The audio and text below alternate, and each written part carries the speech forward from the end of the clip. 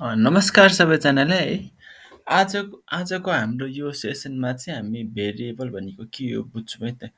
अब जस्तो हामीहरूलाई होइन अब कुनै डाटाले प्रोसेस गर्नुपर्यो अथवा त्यो डाटाबाट केही रिजल्ट निकाल्नु पर्यो अथवा त्यो डाटाले कहीँ युज गर्नु पर्यो भने होइन हामीले त्यो डाटालाई एटलिस्ट कहीँनिर होल्ड गर्नु पर्यो नि त। त्यो होल्ड गर्ने काम चाहिँ भेरिएबलले गर्छ है त। जस्तो अब नामैले उयो बुझ्नुहुन्छ होला भेरिएबल भनेको के हो भन्दाखेरि भ्यालु चेन्ज हुने भन्दा पनि बुझिन्छ क्या। जस्तो भेरिएबल भने जस्तो भ्यालु चेन्ज हुन पनि सक्छ, नहुन पनि सक्छ है त। सो अब हामी आज बुझ्छौँ है त पाइथनमा भेरिएबल भनेको भेरिएबल कसरी असाइन गर्ने भनेर। जस्तो हामी भिजुअल स्टुडियो खोल्न सक्छौँ है। जस्तो अब नर्मल्ली हामी होइन एउटा नयाँ क्लास बनाऊँ है त। जस्तो अब मेबी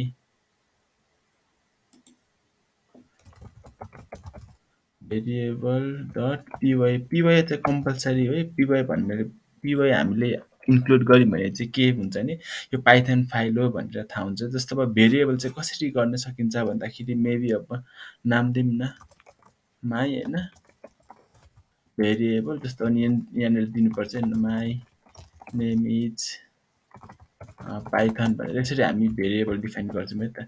हामीले भेरिएबलको नाम अनि इक्वल्स टु अनि यो डाटा हामी यसरी हाल्छौँ है त। अब नर्मली यसलाई प्रिन्ट गर्ने कोसिस गरौँ त पिआरआइएनटी प्रिन्ट होइन माई भेरिएबल यो भयो होइन। अब सपोज अब हामीले रन गरौँ है त।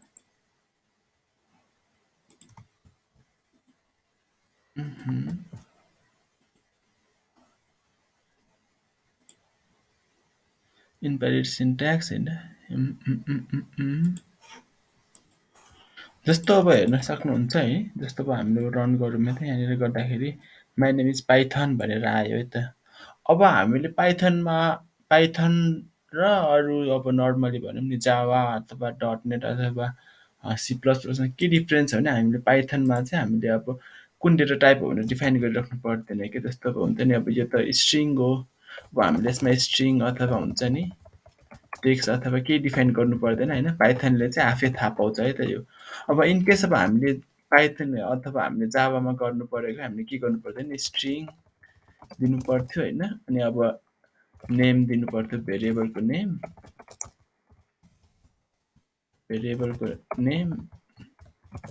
अनि हामीले यहाँनिर अब असाइन गर्नु पर्थ्यो होइन।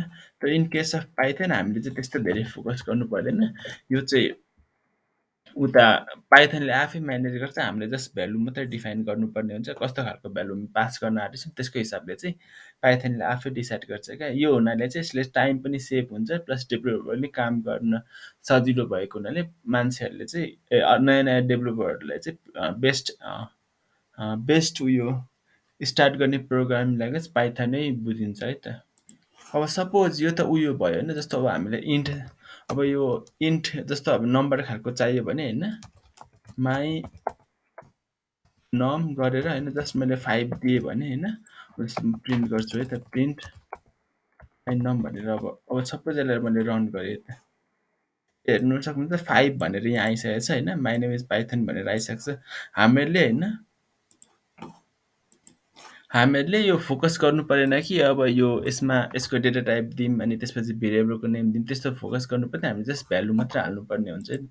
यही हो एउटा पाइथनको एडभान्टेज है। जस्तो अब भेरिएबलको नाम कसरी दिने भन्ने कुरा आउँछ है त। हामीले भेरिएबलमा के फोकस गर्नुपर्छ भने होइन भेरिएबलमा हामीले भेरिएबलको नाम दिँदाखेरि 3टा मात्र कम्बिनेसन एलाउ छ है त। जस्तो अब हामीले एउटा भनेको अब A2 capital A2 capital Z एउटा यसको कम्बिनेसन एलाउ छ होइन। अर्को भनेको स्मल A2 स्मल Z अनि अर्को भनेको चाहिँ 0 to 9 नम्बर अनि अर्को भने चाहिँ हामी अन्डरस्कोर यति 4टाको कम्बिनेसनले हामी दिन सक्छौँ। योभन्दा बाहेक चाहिँ हामी उयो भेरिएबलको नाम दिन पाउँदैनौँ है त। अब सपोज हामी अब अर्को एक्स्ट्राबाट एकचोटि भेरिएबलको नाम दिन ट्राई गरौँ है त। लाई मेबी @ माई आर भनेर दिउँ है त। जस्तो अब यो अनि के भने जस्तो 15 दिउँ है त के भन्छ यहाँनिर। यहाँनिर हेर्नुहोस् चाहिँ इरर फालेको छ। अब सपोज मैले यसलाई एट द रेट हटाइदिउँ है। अब एट द रेट हटाइदिँदाखेरि त्यो इरर गयो त्यो। सो हामीले अब हाम्रो भेरिएबलको नाम हुँदा यो फलो हुनुपर्यो। यो यिनीहरू अनि यसको कम्बिनेसनबाट बनाउनुपर्छ। जस्तो अब मैले यसमा होइन स्टार्ट अन्डरस्कोरदेखि गरेँ भने हेर्नु है त्यो इरर हुँदैन। जस्तो प्रिन्ट गर्छु है म त गर्दाखेरि अब मैले रन गरेँ भने होइन 15 आउँछ है, त्यो इस्यु भएन होइन। सो यो भयो होइन, यो त भयो भेरिएबलको है त। अब हामी